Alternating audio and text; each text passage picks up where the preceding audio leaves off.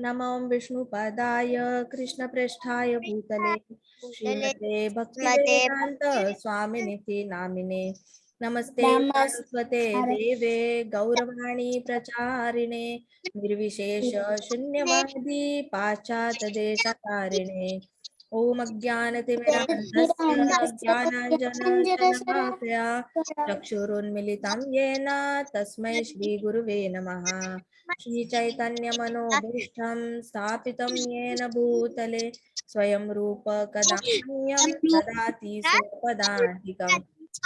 हे कृष्ण हे करुणा सिन्धु दीनबन्धो जगत्पते गोपेश गोपेश गोपिकान्त राधाकान्त नमोऽस्तुते।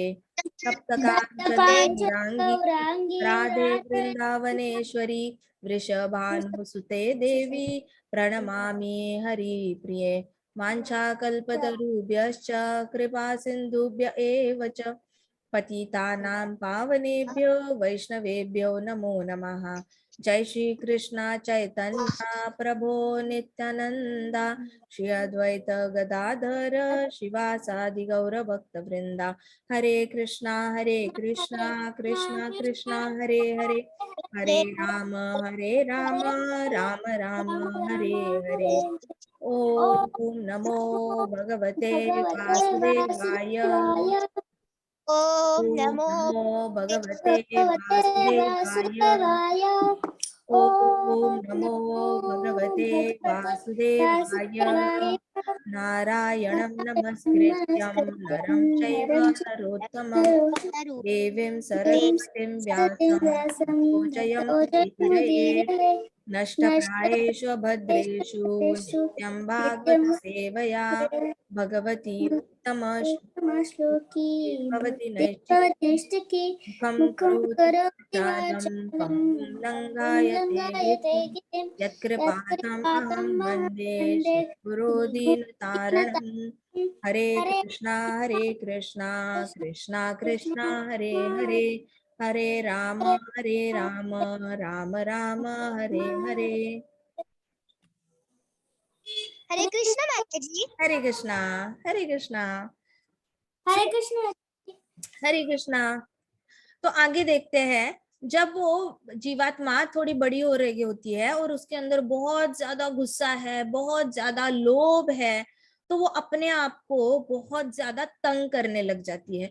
दिन रात अपने आप को बोलने लग जाती है कि मुझे कुछ चाहिए, नहीं मिल रहा, मुझे क्यों नहीं मिल रहा, मुझे क्यों नहीं मिल रहा, इसकी वजह से नहीं मिल रहा, उसकी वजह से नहीं मिल रहा, इसकी वजह से नहीं मिल रहा। ऐसे करके वो दूसरे लोगों को धीरे धीरे ब्लेम करना शुरू करती है और दूसरे जीवात्माओं के लिए भी एक पनिशमेंट हो जाती है।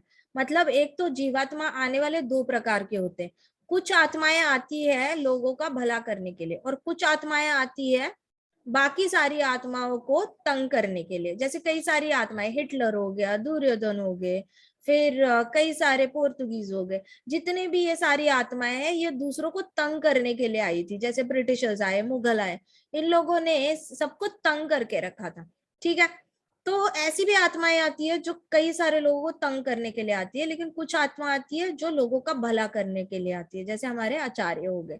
तो यहाँ पे भागवतम में लिखा है कि ये जो आत्मा है ना, जिसको कुछ ना कुछ चाहिए हमेशा, जो उसको नहीं मिल सकता, उसकी वजह से जिसका एंगर, गुस्सा बहुत बढ़ता रहता है, उसके गुस्से से वो बहुत सारे लोगों को जख्मी कर देता है। गुस्सा एक ऐसी चीज है जो पहले आपको जख्मी करती है फिर दूसरे को जख्मी करती है। ये तो ऐसे हो गया, आप गरम गरम कोयले हाथ में पकड़ो, आप गरम गरम कोयले हाथ में, आपके सामने आपका दुश्मन खड़ा है, आपने डिसाइड किया मैं तो इसके ऊपर गरम कोयले फेंकूंगा, इसकी हिम्मत कैसे हुई मेरे साथ ऐसे बुरा करने की। आपने गरम गरम कोयले उठाए, उसके ऊपर फेंके, लेकिन फेंकने के बाद उसका मुंह जला, उससे पहले तो आपका हाथ जल गया ना गरम कोयले से। तो गुस्से से सबसे पहले बुरा किसका खून जलता है? अपना खून जलता है। तो ये जो जीवात्मा है जो रो रही है, भूल गई है कि कृष्णा को 9th मंथ में 8th मंथ में मम्मा के पेट के अंदर उसने प्रॉमिस किया था, कृष्णा मैं आपके चरण कमलों को याद रखूंगा, प्रॉमिस कृष्णा मुझे बाहर निकालो, मैं नहीं जी सकता, मैं मर जाऊंगा, कृष्णा मुझे बाहर निकालो। बाहर आके अभी क्या, कृष्णा मुझे ये ड्रेस चाहिए, कृष्णा मुझे ये बंगलो चाहिए, मुझे ये कार चाहिए, मुझे ये बुक्स चाहिए, मुझे स्केच पेन चाहिए, मुझे क्रेयॉन चाहिए, why am I not getting. ये ऐसी जीवात्मा करने लग जाती है। फिर पहले अपने आप को तकलीफ देती है, फिर दूसरों को तकलीफ देती है। ये जीवात्मा बहुत ज्यादा एनिमीज बना लेती है, फिर अपने दुश्मन भी बड़े सारे बना लेती है। ऐसा नहीं है कि ये लोग सबके साथ सब पे गुस्सा करेंगे तो सामने वाले कोई रिएक्ट नहीं करेगा, ना ना ना। आप शेर तो बाकी लोग सवा शेर होते हैं, कोई ना कोई सवा शेर तो मिल जाता है। जैसे कंस को कौन मिल गया था? कंस को कौन मिल गया था? कृष्णा नहीं, जो ये था जिसने गोपियों को हाका था, कौन था वो? शंखचूड। शंखचूड ने जो पंच मारा था, कंस को डबल हाइट पे उड़ाया था या नहीं उड़ाया था? तब कंस को पता चला था, अरे मैं शेर तो ये सवा शेर है, इसके साथ दुश्मनी करके नहीं चलेगा, इसके साथ भैया दोस्ती कर लो और इसकी हेल्प लेके कृष्णा को मार डालो, इसके साथ दुश्मनी नहीं कर सकते। तो ऐसे तरीके से जो लोगों के अंदर गुस्सा होता है ना, उनको मिलने वाले भी गुस्से वाले मिलते हैं, सामने वाला भी गुस्सा करता है। और फिर ये अगर एक लगाएंगे तो सामने वाले कई सारे लोग आते हैं और बहुत सारी लगाते हैं उसको। तो इस तरीके से he creates his own enemies. लो मतलब माँ के पेट में पीड़ा क्या कम थी, जो बाहर आके और दुश्मन बना रहा है और पिटे जा रहा है। तो दे आर, और वो लोग भी उतने ही लोभी होते हैं। अब इसको किसी से कुछ चाहिए तो इन लोगों को इससे कुछ चाहिए। तो बड़ी ऐसी ये ट्रायंगल हो जाता है, मुझे उसका वो चाहिए, उसका वो चाहिए। ये लोग कहते हैं इसके पास ये चीज है, इससे ये चाहिए, इससे ये चाहिए, तो ये लोग इस पे अटैक करते हैं, ये किसी और पे अटैक करने की प्लान कर रहा होता है, उससे पहले कोई उस पे अटैक करता है और उसकी जो चीज है वो ले जाता है। इसके पास तो ग्रेटिट्यूड है नहीं। जो बहुत लोभी है और गुस्से वाला इंसान है, उसके पास, लोभी के पास तो कभी कोई ग्रेटिट्यूड नहीं होता। उसके पास जो चीज है ना, वो भूल ही जाता है, मेरे पास कोई नई चीज आई है, मुझे और चाहिए, मुझे और चाहिए, और चाहिए। तो उसके पास ग्रेटिट्यूड हो ही नहीं सकता, उसके पास होता नहीं। तो कृष्णा जो है ना वो भी निकाल लेते हैं। इस तरीके से वो एनिमीज को अट्रैक्ट करता है, वो एनिमीज उस पर अटैक करते हैं क्योंकि वो लोभी होते हैं, और उसके पास जो है वो भी चला जाता है।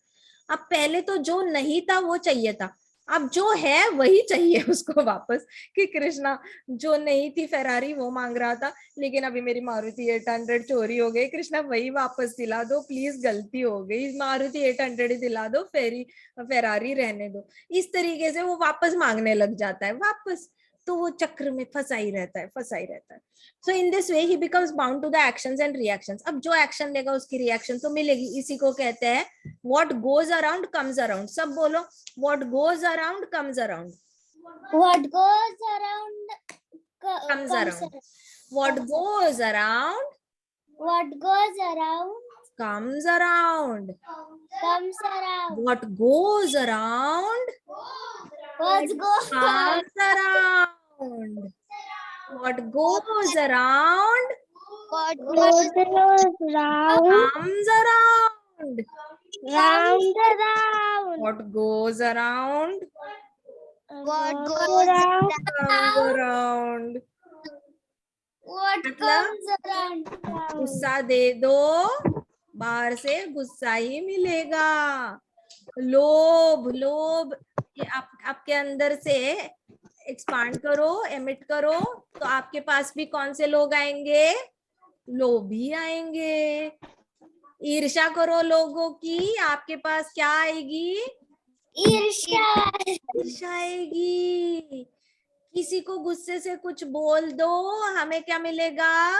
गुस्सा, गुस्सा ही मिलेगा। किसी को एक पंच करो, हमें क्या मिलेगा? सारे पंचेस मिलेंगे। So what goes around comes around. जो गलत करते हैं, खाना वेस्ट किया तो क्या होगा? अगले जन्म में वापस एनिमल बॉडी लेके वही खाना खाने के लिए वापस आना पड़ेगा। सो व्हाट गोज अराउंड, आप डस्टबिन में डालो, अगले जन्म में वो जीवात्मा जिसने आपका डस्टबिन का खाना खाई है ना, वो इंसान बन के आएगी और हमें ऐसा जन्म मिलेगा जिसको डस्टबिन से खाना पड़ेगा। तो फेंकोगे खाना? नहीं। What goes around What goes comes around around. comes डरो, around. ऐसे एक्शन से डरो, क्योंकि जीवात्मा एक्शन रिएक्शन में ही फंसी रहती है। वो एक्शन इस जन्म में ना मिले तो नेक्स्ट जन्म में मिलेगी, नेक्स्ट नहीं तो नेक्स्ट, नेक्स्ट नहीं तो नेक्स्ट, नेक्स्ट नेक्स्ट नेक्स्ट, किसी भी नेक्स्ट में मिल सकती है, लेकिन मिल सकती है पक्का। So which causes him to take repeated birth and death, बार बार जन्म मृत्यु जन्म मृत्यु जन्म मृत्यु करता ही रहता है बस। So by associating with people who live to enjoy their senses, soul loses all his good qualities. अब ये जीवात्मा क्या करती है ना, ऐसे लोगों के साथ घुलती मिलती है, उठती बैठती है, खेलती है, बातें करती है, जो लोग पूरी एंजॉयमेंट में ही लग चुके हैं। तो इनके साथ रहकर क्या होता है, उसकी सारी गुड क्वालिटीज भी चली जाती है।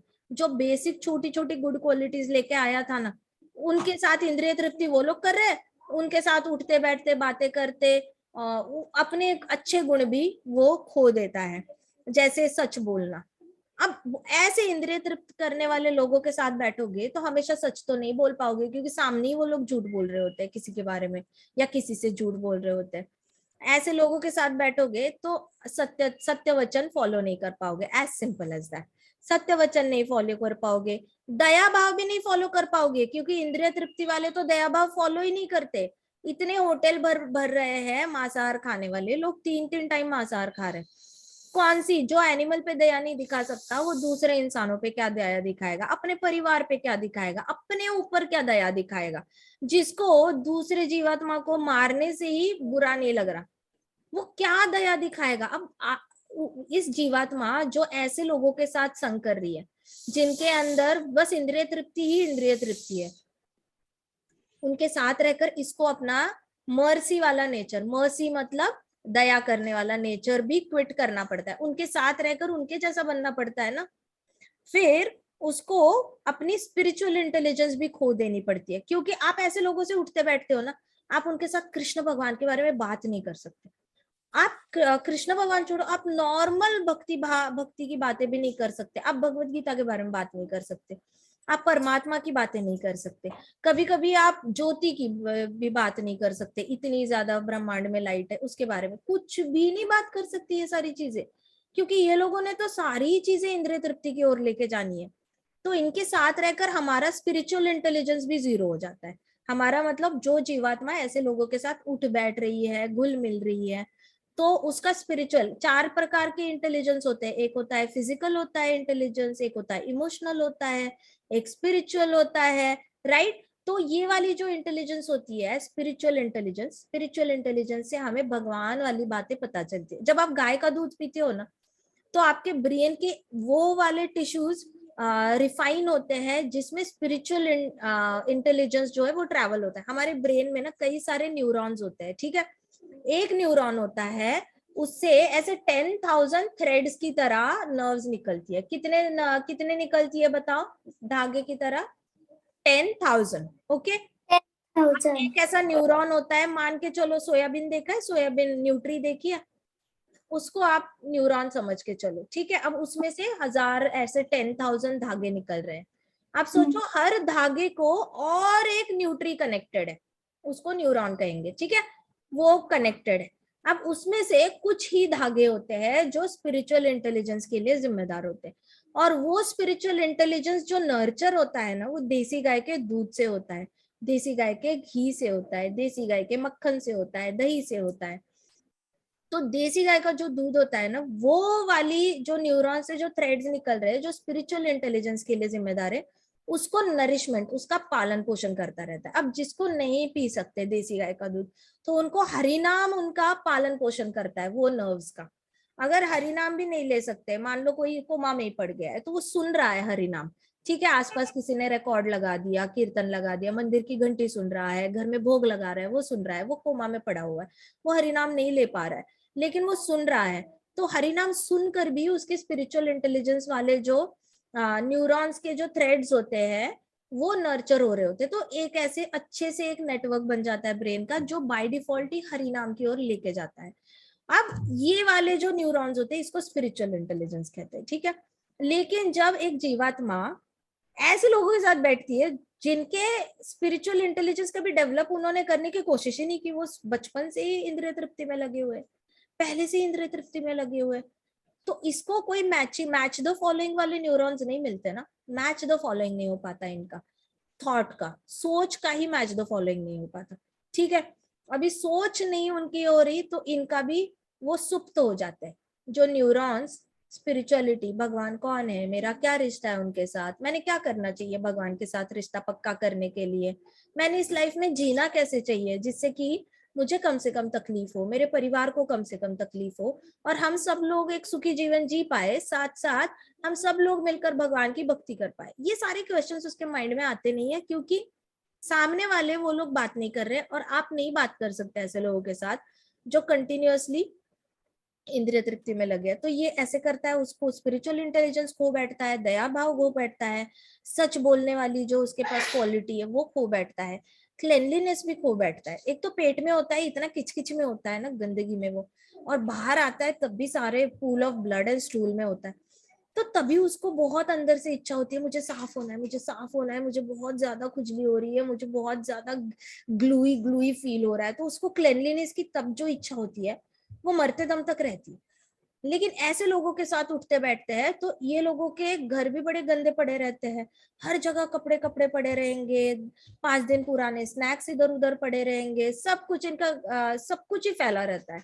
तो इनके पास जाकर ये अपनी क्लेनलीनेस भूल जाता है। उसको क्या लगता है, मेरे घर में क्या, थोड़े से टॉवल्स 2-3 ऐसे इधर उधर पड़े हैं, 2-3 ही बुक्स यहाँ वहां पड़े हैं, अच्छा पिछले हफ्ते का दूध अभी भी फ्रिज में पड़ा है, लेकिन उसका घर देखो, उसका घर तो मुझसे भी गंदा है, तो I am in better position. तो वो अपने आप को सुधारने की कोशिश ही नहीं करता। तो धीरे धीरे उसकी क्लेनलीनेस भी हैम्पर हो जाने लगती है। आप कितने तो ठंड के इलाके में देखो, इंडिया में भी कई सारे विंटर्स के ठंड के इलाके हैं, वर्ल्ड में भी बहुत सारे हैं, तो कितने सारे बच्चों को समझाना पड़ता है हर रोज नहा लो, हर रोज नहा लो, जबकि इंडिया में सब लोग हर रोज नहाते हैं। चलो हमारी तो कंट्री ट्रॉपिकल है, तो यहाँ पे तो सब लोग नहाएंगे नहाएंगे पसीने की वजह से, लेकिन ठंडी के जगह जो होती है वहां पे लोगों को बताना पड़ता है हर रोज नहाओ, ठंड है तो भी नहाओ। इतना सिखाना पड़ता है कि some devotee kids in Russia, they are taught to jump into the pool even in winter, snowfall हो रहा है फिर भी आप पूल में जंप करो ताकि आपकी इम्यूनिटी स्ट्रांग हो जाए, आपको आदत पड़ जाए नहाने की। तो इन लोगों को सिखाना पड़ता है, हर रोज हैबिट में डालना पड़ता है नहा लो जब इतनी ज्यादा ठंड होती है। तो अब ये बेसिक एटिकेट्स बहुत ज्यादा उनके अंदर डालने पड़ते हैं। क्यों? क्योंकि आसपास इतने सारे लोग बिना नहाए घूम रहे, बस ऐसे डीओ स्प्रे किया चल दिए। तो इन लोगों को पता होता है, इतने सारे कवरिंग्स पहने, किसी को पता नहीं चलेगा नहाए नहीं नहाए, सामने वाले को गंदी बू नहीं आनी चाहिए, इसलिए ऊपर ऊपर से स्प्रे मारते हैं चले जाते हैं। तो जब जीवात्मा ऐसे लोगों के साथ उठती बैठती है तो वो अपनी क्लेनलीनेस भी, बेसिक क्लेनलीनेस भी छोड़ देती है।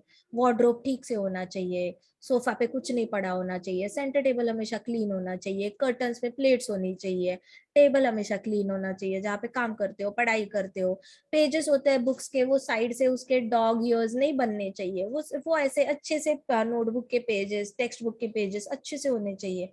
ये बचपन से ही हैबिट होनी चाहिए। जो भी फ्री टाइम मिलता है क्लेanलीनेस में लगाओ। If your room is clean your mind is clean, if your mind is clean your heart is clean, Krishna comes and stays in that heart.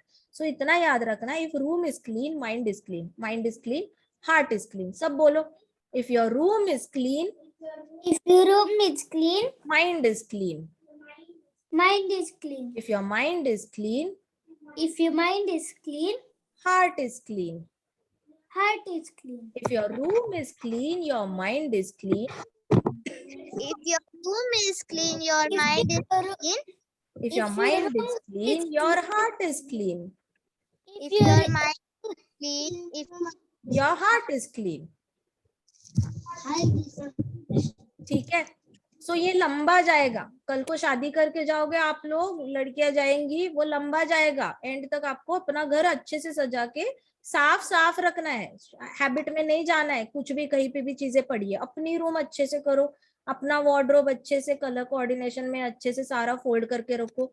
1 दिन मेहनत लगेगी, 2 दिन मेहनत लगेगी, हो सकता है 2 वीक्स तक आपको बहुत मेहनत लगे, हाथ दर्द कर रहे हैं मम्मा, कैसे फोल्ड करूँ, क्या नहीं करूँ, तो 2 हफ्ते तक मेहनत लगेगी, लेकिन बाद में जैसे ब्रश करते हो ना वैसे हैबिट पड़ जाएगी। इतनी हैबिट पड़ जाएगी, आते जाते रूम फटाफट क्लीन किया, अच्छे से रख दिया, दैट्स इट। अगर नीचे का कपड़ा उठाना है तो आप ऊपर से कपड़े ऐसे उठाओगे, नीचे का निकालोगे, फिर हल्के से रखोगे, ऐसे नहीं खींचोगे कि ऊपर भी सारे गिर रहे हैं। ठीक है, तो अच्छे अच्छे हैबिट्स आ जाएंगे ना, फटाफट हो जाएगा। सो get into good habits, good habits will go long way. आपका माइंड क्लीन होता रहेगा। हार्ट महाराज कहते थे कि आपका कपड़े का फैब्रिक कैसे होता है ना, उसके हिसाब से आपकी भक्ति मेजर होती है।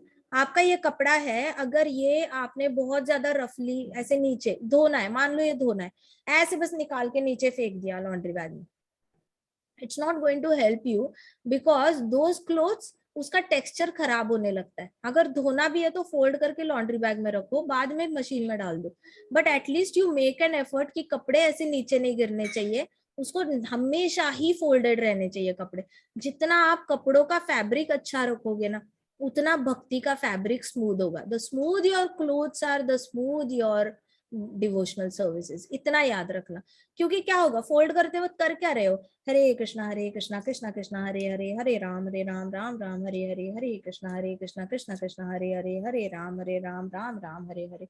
So you are chanting while folding the clothes. So if your room is clean, your mind is clean, heart is clean. फिर कृष्णा आके हृदय में, कृष्ण भगवान की डीटी घर में है, कृष्णा रह रहे हैं घर में।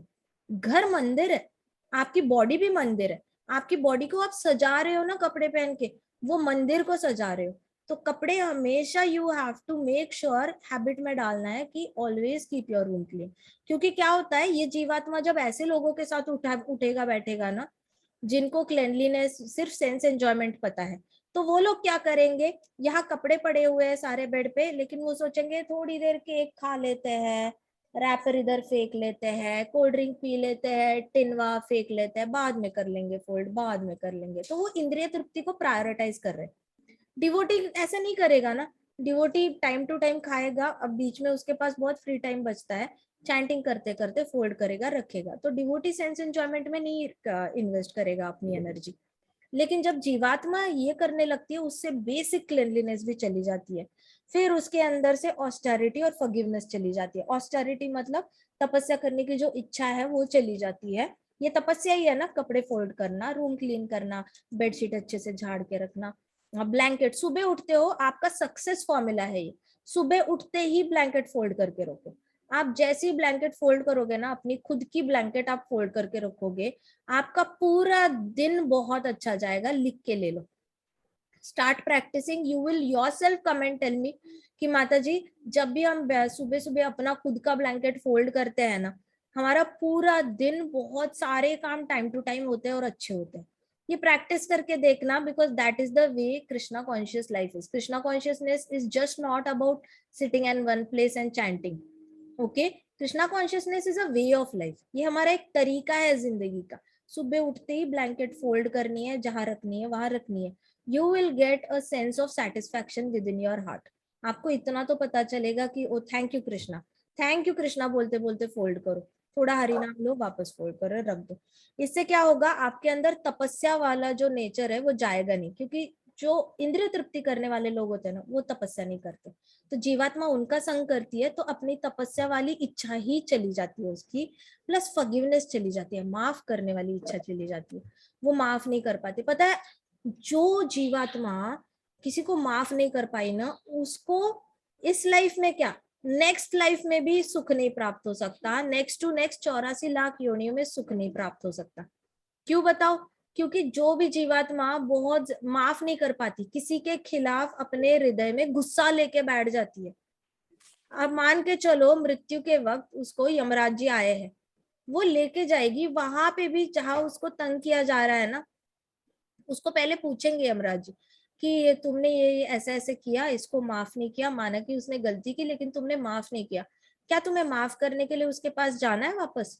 तो जीवात्मा बोलेगी हाँ ठीक है, मैं जाना चाहता हूँ। अब वो वापस आएगी, उसको याद है, लेकिन जैसे ही जन्म हो जाता है जीवात्मा का, वो सब भूल जाती है। अब जिसको माफ करना था उस जीवात्मा ने भी वापस जन्म लिया है, अब वो जीवात्मा आके उसको वापस तंग करेगी ताकि ये माफ कर पाए। लेकिन नेक्स्ट लाइफ में उसने फिर से अगर जिद पकड़ ली ना, जिसने मेरा बुरा किया मैं पूरी जिंदगी उसका मुंह नहीं देखूंगी, मेरे साथ जो बुरा करता है ना मैं उनका मुंह नहीं देखता, ऐसे कुछ लोग प्रण ले लेते हैं। भैया आपको पता है आप कितना बड़ा रिस्क ले रहे हो ऐसे करके, उसका मुंह नहीं देखना, मत देखो, अपने मन से उसको माफी कर दो।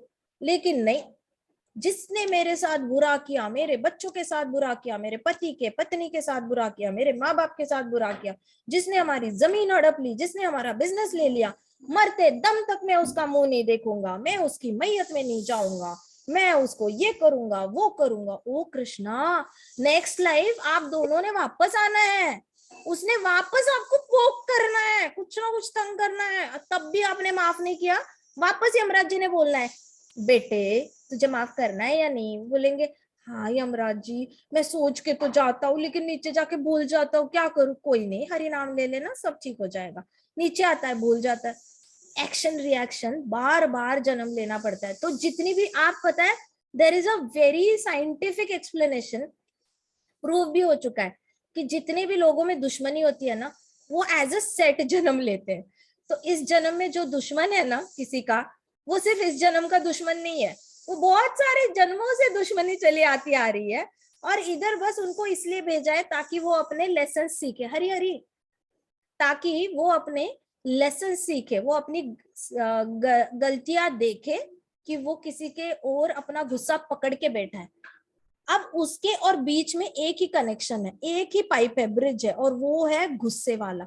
इसको ब्रेक करना होगा। ये जब तक ब्रेक नहीं होता आप कनेक्टेड रहोगे उस जीवात्मा से।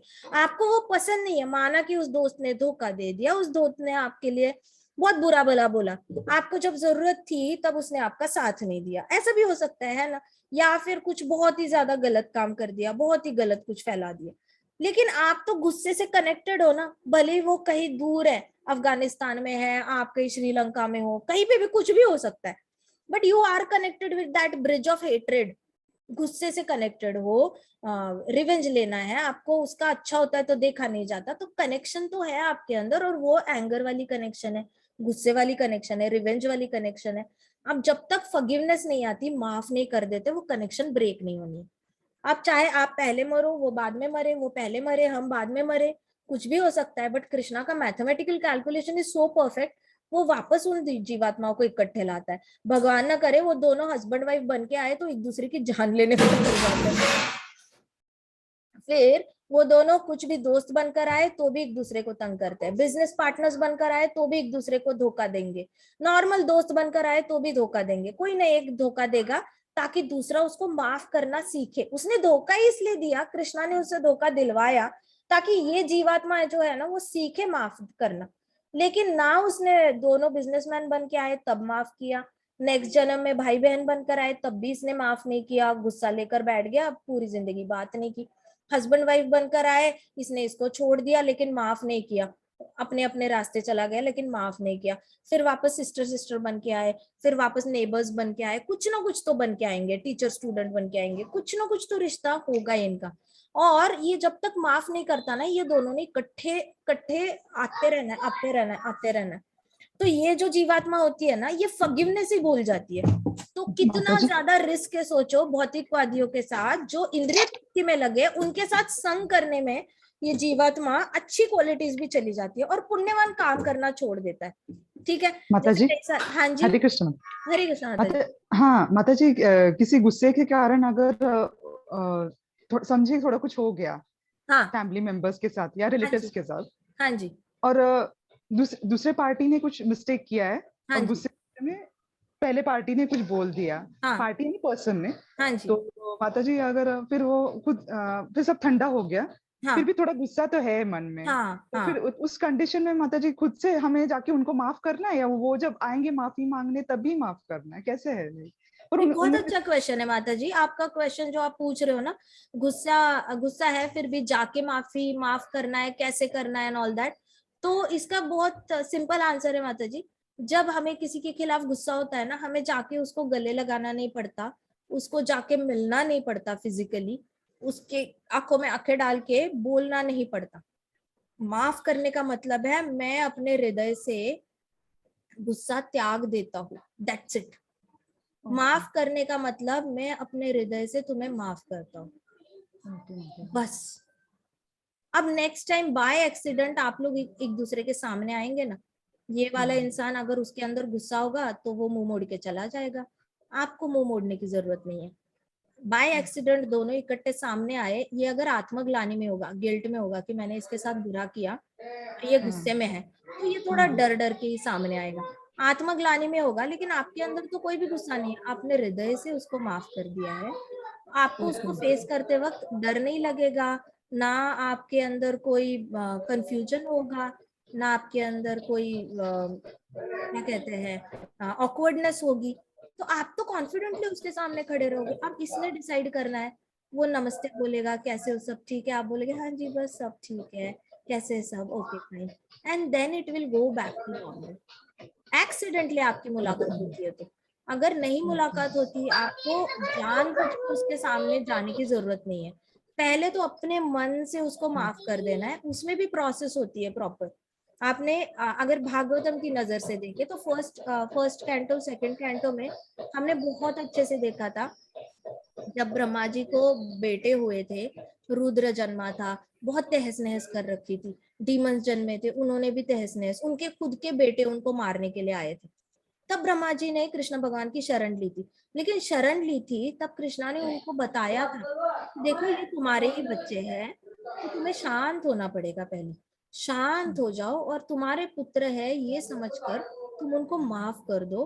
तुम्हें इसलिए गुस्सा आ रहा है उनका क्योंकि तुम्हें ऐसा लग रहा है कि तुम उनको जन्म दे रहे हो, लेकिन साक्षात मतलब वास्तव में मैं उनको तुम्हारे थ्रू जन्म दे रहा हूँ। रुद्र हो चाहे डीमन हो, जो भी हो, असुर हो राक्षस हो, सब मेरी आज्ञा के बाद ही तुम्हारे थ्रू जन्म ले रहे हैं। तो ये सब लोग ब्रह्मा जी के फोरहेड से कर रहे थे, ब्रह्मा जी अपने आप को कोसने लगे थे और उनसे डर के उनको भी कोसने लगे थे कि शर्म नहीं आती, बाप के ऊपर अटैक कर रहे हो, शर्म नहीं आती, ऐसे काम कर रहे हो। सो द थिंग इज, उसी चैप्टर से हमें पता चलता है कि माफ करने की मेथड क्या है।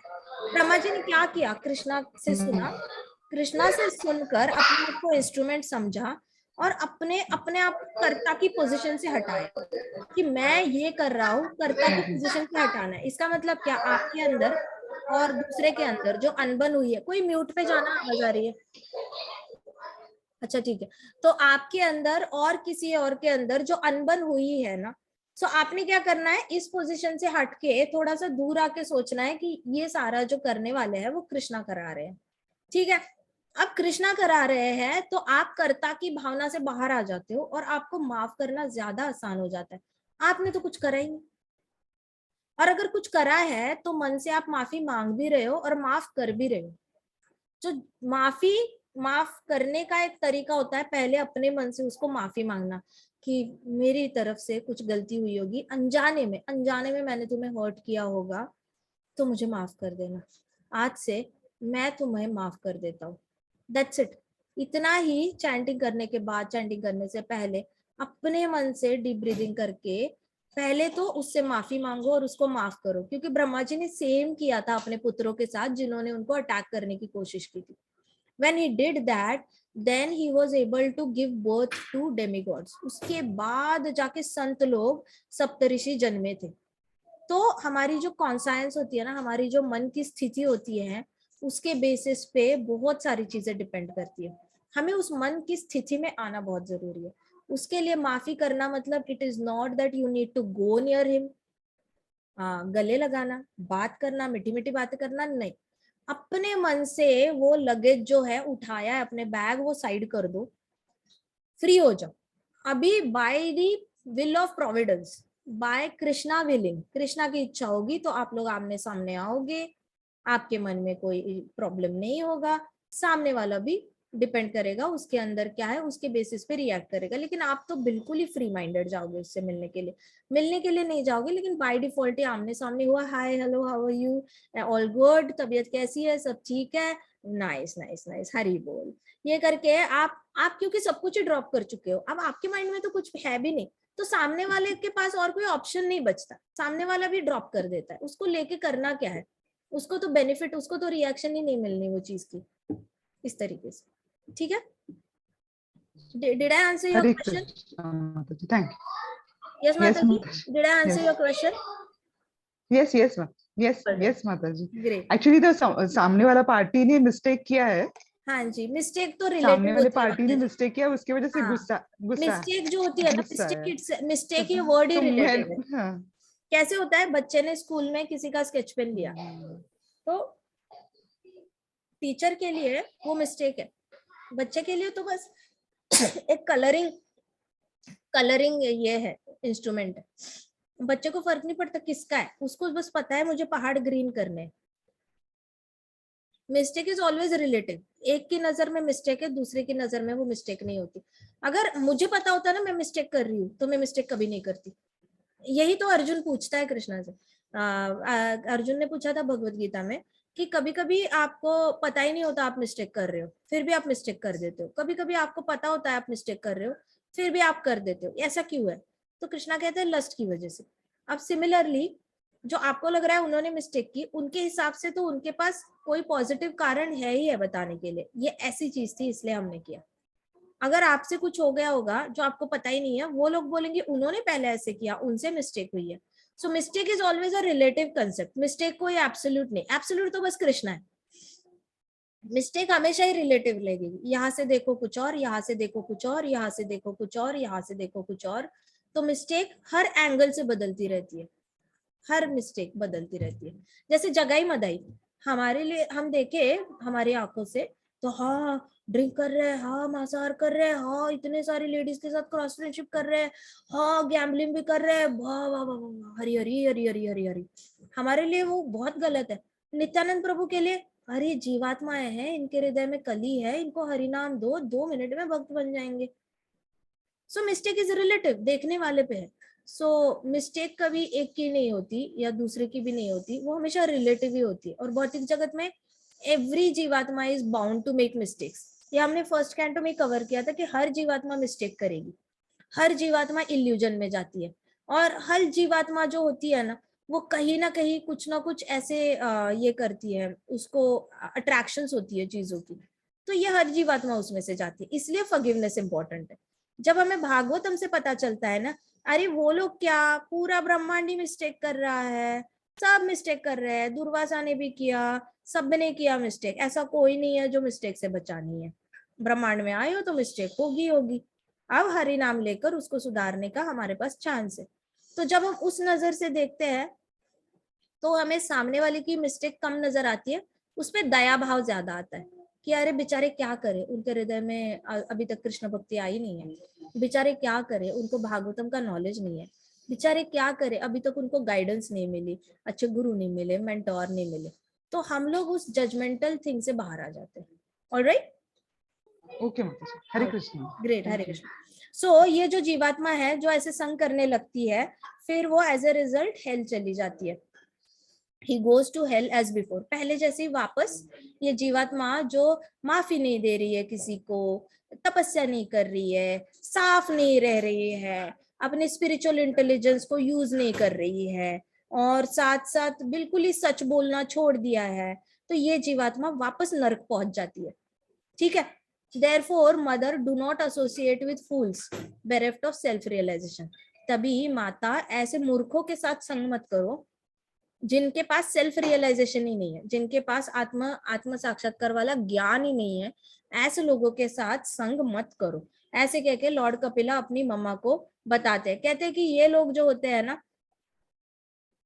And who is like a dog in the hands of woman. तो ऐसे लोग होते हैं जो एक डॉग लाइफ जी रहे होते हैं। डॉग लाइफ क्या होती है? Eating, sleeping, mating, defending. मतलब जो खाते हैं, पीते हैं, बच्चे पैदा करते हैं और अपने आप का बचाव करते हैं, बस इतना ही काम करते हैं। तो ये डॉग लाइफ हुई। तो जो सिर्फ इन 4 चीजें ही कर रहे हैं, इनके साथ संग मत करो, ऐसे लॉर्ड कपिला ने देववती माता को बताया, क्योंकि इसमें रिस्क है। जो 9 महीने की जर्नी बताई ना जन्म की, वो भी तकलीफदायक है। मृत्यु तो है ही है, जीवात्मा की जर्नी जो है मृत्यु के बाद की, वो भी और ज्यादा मुश्किल है अगर ये सारे काम किए तो। ठीक है। ग्रंथराज श्रीमद् भागवतम की जय, श्रील प्रभुपाद की जय, श्री श्री राधा श्याम सुंदर की जय, श्री श्री कृष्ण बलराम की जय, वृंदावन धाम की जय, छोटे छोटे भक्तों की जय। हरे कृष्णा कृष्णा कृष्णा हरे हरे, हरे राम राम राम हरे हरे, हरे कृष्णा महासंकीर्तन यज्ञ की जय। माता जी, हाँ जी बच्चा।